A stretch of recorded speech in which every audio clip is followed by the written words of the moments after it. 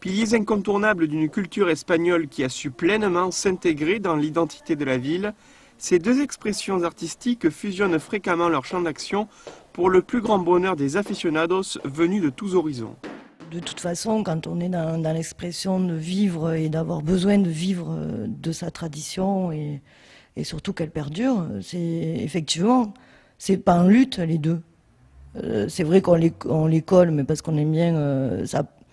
Enfin, ça a un côté réducteur de dire que forcément un torero est un flamenco est un torero. Le flamenco, la corrida, la cocina, enfin, après c'est tout ça.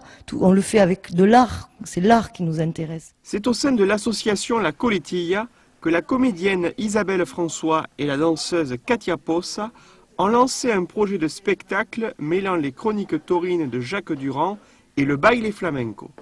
Une faena étonnante qui annonce peut-être les prémices d'un spectacle. Ce qui nous réunissait, à part l'envie d'être ensemble et de faire la fête ensemble, c'était la corrida. On est toutes les deux aficionados, quoi. C'est un art, c'est un souffle, une respiration. Et donc, ça s'est un petit peu imposé. Je ne sais pas qui a eu l'idée, mais moi, je sais que ça faisait longtemps que j'aimais beaucoup les textes de Jacques Durand, comment il rendait compte de la corrida. Quand j'allais pas à une corrida, je lisais ce qu'il écrivait. Et voilà, ça s'est imposé. Une corrida plurielle qui, à travers son rite, glorifie le taureau dans l'expression de sa bravoure et de son combat, et qui rend également hommage au courage et à la dimension sacrificielle du torero.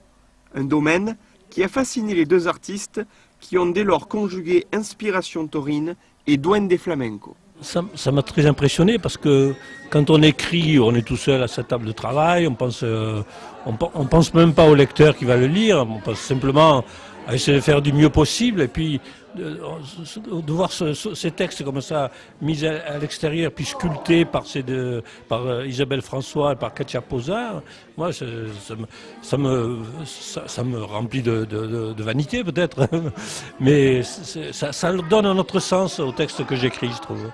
De l'évocation des Miura au fameux mano à mano d'Aqua entre Enrique Ponce et José Tomás, la voix d'Isabelle François et le baile chantant de Katia Posa ont plongé les spectateurs du tablaïto dans une ambiance magique. Un cercle de lumière, une arène à ciel fermé dont les arabesques, la force des taconeos et la magie du verbe ont transporté un public qui en redemande encore.